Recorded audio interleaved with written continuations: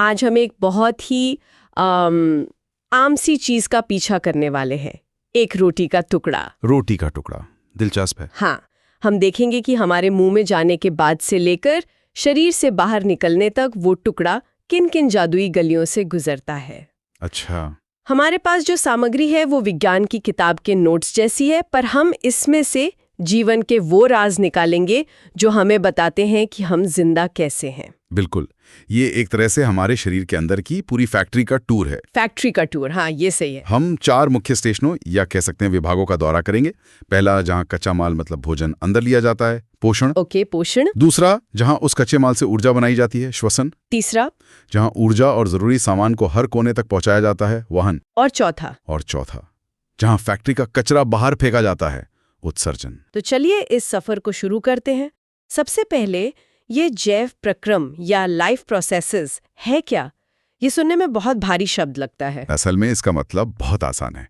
ये हमारे शरीर की 24/7 चलने वाली मेंटेनेंस टीम है। Maintenance team? हाँ, जैसे गाड़ी को चलाने के लिए इंजन, कूलिंग सिस्टम, वायरिंग सब कुछ लगातार काम करता है, वैसे ही हमारे शरीर को जिंदा रखने और उसकी टूट-फूट की मरम्मत करने वाले सारे काम मिलकर जैव प्रक्रम कहलाते हैं। अच्छा, ये वो प्रक्रियाएं हैं जिनके बिना मतलब जीवन संभव ही नहीं है। ठीक है, यानी ये शरीर की सर्विसिंग टीम है। हाँ, तो इस टीम का पहला और सबसे जरूरी काम है ईंधन भरवाना। बिल्कुल। यानी हमारा पहला स्टेशन पोषण। स्रोत बताते हैं कि पोषण 2 तरह का होता है। एक तो वो जो अपना खाना खुद बनाते हैं। हाँ, जिन्हें हम स्वपोषी कहते हैं, जैसे हरे पौधे। ये कमाल के शेफ हैं। शेफ? हाँ, ये किसी और पर निर्भर नहीं है। ये सूरज की रोशनी, हवा से कार्बन डाइऑक्साइड और जमीन से पानी लेकर अपना भोजन खुद बना लेते हैं। इस प्रक्रिया को प्रकाश संश्लेषण या फोटोसिंथेसिस कहते हैं। तो ये पौधे का अपना सोलर पावर प्लांट बनाने जैसा है। यहाँ स्रोत में इस प्रक्रिया के 3 कदम बताए गए हैं। पहला है क्लोरोफिल द्वारा प्रकाश ऊर्जा को सोखना। बिल्कुल। पत्तियों का जो हरा रंग है यानी क्लोरोफिल, वो एक सोलर पैनल की तरह है। उसका काम है धूप को पकड़ना। ये पहला और सबसे जरूरी कदम है। बिना धूप पकड़े आगे कुछ नहीं हो सकता। ठीक है। दूसरा कदम है प्रकाश ऊर्जा को रासायनिक ऊर्जा में बदलना और पानी के अणुओं को हाइड्रोजन और ऑक्सीजन में तोड़ना। ये थोड़ा मुश्किल लग रहा है। इसे ऐसे समझिए कि सोलर पैनल से जो बिजली बनी, पौधे उस बिजली का इस्तेमाल करके पानी यानी H2O को तोड़कर एक तरह की हाइड्रोजन बैटरी चार्ज कर लेते हैं। अच्छा, एक बैटरी। हाँ, और इस प्रोसेस में जो ऑक्सीजन बचती है उसे वो बाहर फेंक देते हैं, जो हमारे सांस लेने के काम आती है। माँ, और तीसरा कदम है कार्बन डाइऑक्साइड का कार्बोहाइड्रेट में अपचयन। अब पौधे उस चार्ज की हुई बैटरी की पावर का इस्तेमाल करके हवा से ली गई कार्बन डाइऑक्साइड को अपने असली भोजन यानी ग्लूकोज या कार्बोहाइड्रेट में बदल देते हैं। ओके। और मजे की बात यह है कि वो सारा खाना तुरंत नहीं खाते, बल्कि उसे स्टार्च के रूप में स्टोर कर लेते हैं, जैसे हम अपने घर में राशन जमा करके रखते हैं ना। हाँ, कमाल है। पौधे अरबों साल से सोलर एनर्जी और बैटरी स्टोरेज का इस्तेमाल कर रहे हैं।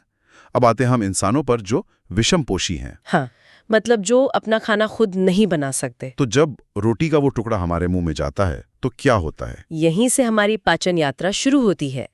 मुंह में जो लार या थूक होता है, उसमें एक एंजाइम होता है एमाइलेज। इसका काम है रोटी में मौजूद स्टार्च को वहीं से पचाना शुरू कर देना। इसीलिए रोटी ज्यादा चबाने पर हल्की मीठी लगने लगती है, क्योंकि स्टार्च शुगर में बदलने लगता है। अच्छा, इसके बाद खाना पेट में जाता है, जो एक तरह का एसिडिक मिक्सर ग्राइंडर है। यहाँ तो बहुत कुछ होता है, हाइड्रोक्लोरिक एसिड, पेप्सिन, श्लेष्मा, ये सब क्या है? सोचिए, पेट एक मजबूत मिक्सर है। इसमें पहले तो हाइड्रोक्लोरिक एसिड निकलता है, जो बहुत तेज तेजाब है। तेजाब? हाँ, इसका काम है खाने के साथ आए कीटाणुओं को मारना। फिर एक दूसरा खिलाड़ी आता है, पेप्सिन। ये एक स्पेशलिस्ट है जिसका काम सिर्फ प्रोटीन को तोड़ना है। ओके। और इन सब से पेट की दीवार को बचाने के लिए एक चिकनी परत होती है श्लेष्मा की, जो एक सेफ्टी शील्ड की तरह काम करती है। और फिर ये मिक्सर से निकला हुआ खाना जाता है छोटी आंत में, जिसे स्रोतपूर्ण पाचन का मुख्य स्थल कह रहे हैं। ये असली केमिकल फैक्ट्री है क्या? बिल्कुल सही। छोटी आंत ही असली हीरो है। यहाँ 2 और अंगों से मदद आती है। लिवर से आता है पित्तरस, जिसका काम है खाने में मौजूद फैट यानी तेल, घी की बड़ी बड़ी बूंदों को छोटी छोटी बूंदों में तोड़ देना। ताकि उन पर आसानी से हमला हो सके। इसे इमल्सीकरण कहते हैं। फिर पैंक्रियास से आते हैं असली कमांडो, ट्रिप्सिन जो बचे कुचे प्रोटीन को खत्म करता है और लाइपेज जो फैट को निपटाता है। ठीक है, तो अब खाना पूरी तरह पच गया है और छोटे छोटे पोषक तत्वों में बदल गया है, लेकिन ये शरीर में लगता कैसे है? ये खून तक कैसे पहुंचता है? यहीं छोटी आंत का एक और जादू सामने आता है।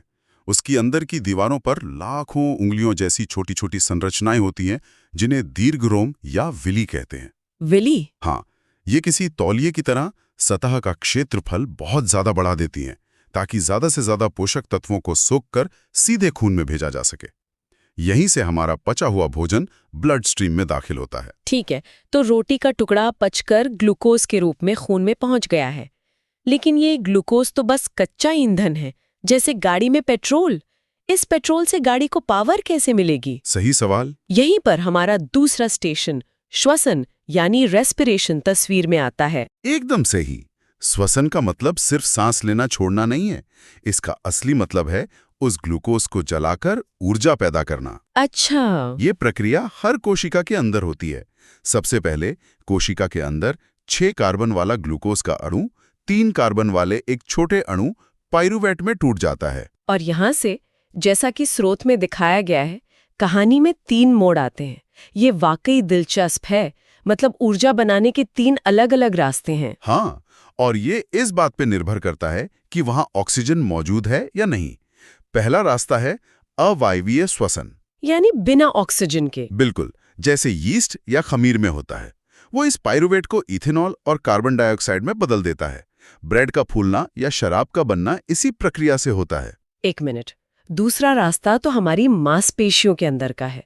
मतलब हम भी बिना ऑक्सीजन की ऊर्जा बना सकते हैं? बना तो सकते हैं, पर सिर्फ थोड़ी देर के लिए। तो फिर हम पूरा दिन बिना सांस लिए दौड़ क्यों नहीं सकते? क्योंकि जब हम अचानक बहुत तेज दौड़ते हैं या भारी वजन उठाते हैं, तो हमारी मांसपेशियों को जितनी ऑक्सीजन चाहिए उतनी मिल नहीं पाती। उस इमरजेंसी में वो पाइरूवेट को लैक्टिक एसिड में बदलकर काम चला लेती हैं। Lactic acid? जी, यही लैक्टिक एसिड है जो अगले दिन मांसपेशियों में दर्द की वजह बनता है। ये एक शॉर्ट टर्म जुगाड़ है बस। समझ गए। और तीसरा रास्ता है वायवीय श्वसन, जो ऑक्सीजन की मौजूदगी में होता है। हाँ, ये हमारा मेन हाईवे है। ये कोशिका के पावर हाउस यानी माइटोकॉन्ड्रिया के अंदर होता है। यहाँ ऑक्सीजन की मदद से पाइरूवेट पूरी तरह से टूट जाता है और कार्बन डाइऑक्साइड, पानी और ढेर सारे ऊर्जा निकलती है। ये सबसे एफिशिएंट तरीका है। यहाँ बार बार एटीपी का जिक्र आ रहा है। इसे कोशिका की ऊर्जा मुद्रा कहा गया है। ये क्या चीज है? एटीपी को आप शरीर का यूपीआई पेमेंट सिस्टम समझिए। UPI payment? हाँ, ग्लूकोज आपके बैंक अकाउंट में रखे हजारों रुपए की तरह है, लेकिन जब किसी कोशिका को तुरंत कोई काम करना होता है तो उसे पूरे बैंक अकाउंट की जरूरत नहीं होती।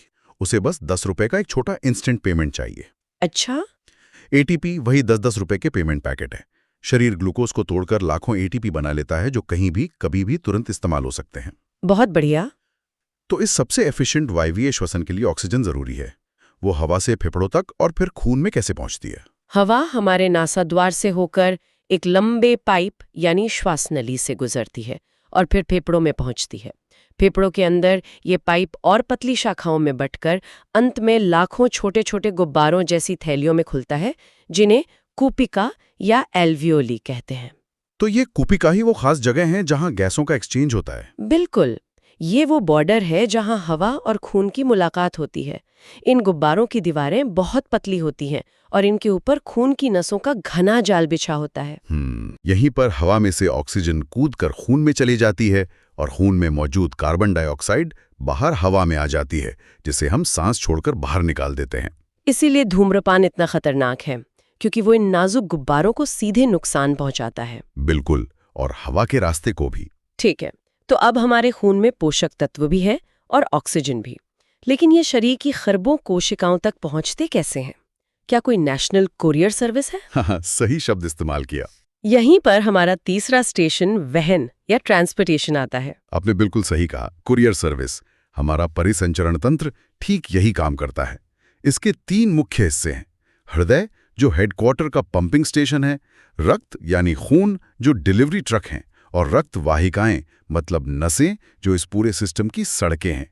स्रोत में दोहरा परिसंचरण या डबल सर्कुलेशन का जिक्र है, सुनने में लगता है कि खून 2 चक्कर लगाता है। इसका क्या फायदा है? इसे एक बहुत ही स्मार्ट ट्रैफिक मैनेजमेंट सिस्टम समझिए। ओके। होता यह है कि शरीर से इस्तेमाल हुआ गंदा खून, जिसमें ऑक्सीजन कम है, वो पहले दिल में आता है। दिल उसे फेफड़ों वाले सर्विस स्टेशन पर भेजता है ताकि वो ऑक्सीजन भरवा सके।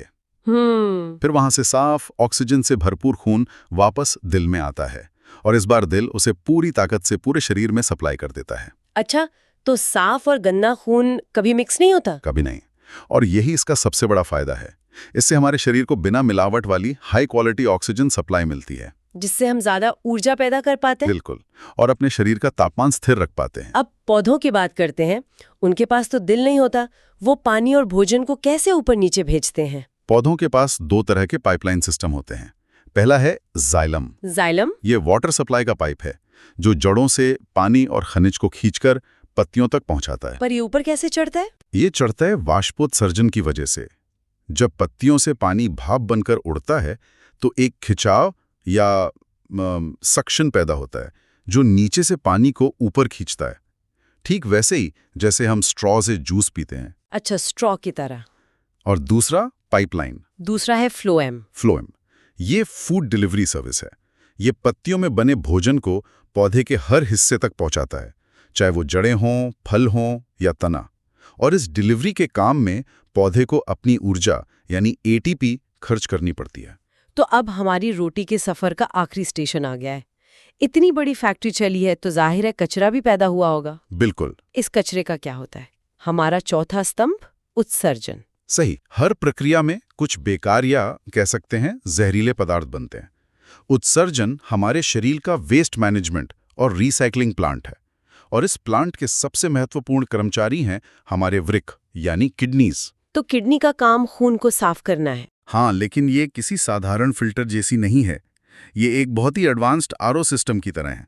RO system? हाँ। किडनी की सबसे छोटी इकाई को वृक्काणु या नेफ्रॉन कहते हैं। हर किडनी में ऐसे लाखों नेफ्रॉन होते हैं। ये खून में से यूरिया जैसे खतरनाक कचरे को तो छानकर निकालते ही हैं, साथ ही ग्लूकोज, पानी और जरूरी लवणों जैसे काम के सामान को वापस सोखकर शरीर को लौटा भी देते हैं। वाह! सिर्फ फालतू चीजें ही मूत्र के रूप में बाहर निकलती हैं। और स्रोत में डायलिसिस का भी जिक्र है। तो ये एक तरह का बाहरी आरओ सिस्टम हुआ जब शरीर का अपना सिस्टम फेल हो जाए। एकदम। जब किसी की किडनी काम करना बंद कर देती है तो डायलिसिस मशीन वही काम करती है। वो शरीर से खून को बाहर निकालकर उसे साफ करती है और फिर वापस शरीर में भेज देती है। ये एक जीवन रक्षक प्रक्रिया है। क्या पौधे भी कचरा बाहर निकालते हैं? हाँ, पर उनके तरीके अलग और बड़े स्मार्ट हैं। जैसे कि वो अतिरिक्त पानी को वाष्पोत्सर्जन से भाप बनाकर उड़ा देते हैं, कुछ कचरे को अपनी पत्तियों में जमा कर देते हैं, और जब पत्तियां गिरती हैं तो कचरा भी चला जाता है।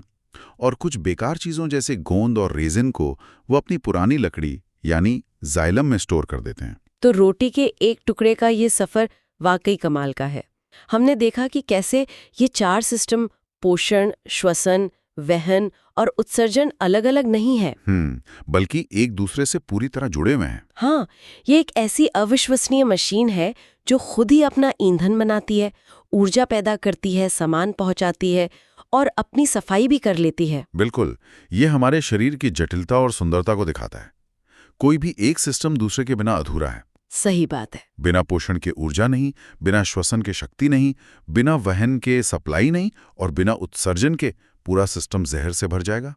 ये एक अद्भुत संतुलन है। अगर आपको इसी तरह आसान भाषा में पढ़ना अच्छा लगता है तो इस चैनल को अभी सब्सक्राइब कर लीजिए। अगर आप सभी सब्जेक्ट्स के नोट्स चाहते हैं तो वीडियो के डिस्क्रिप्शन बॉक्स को जरूर चेक करें।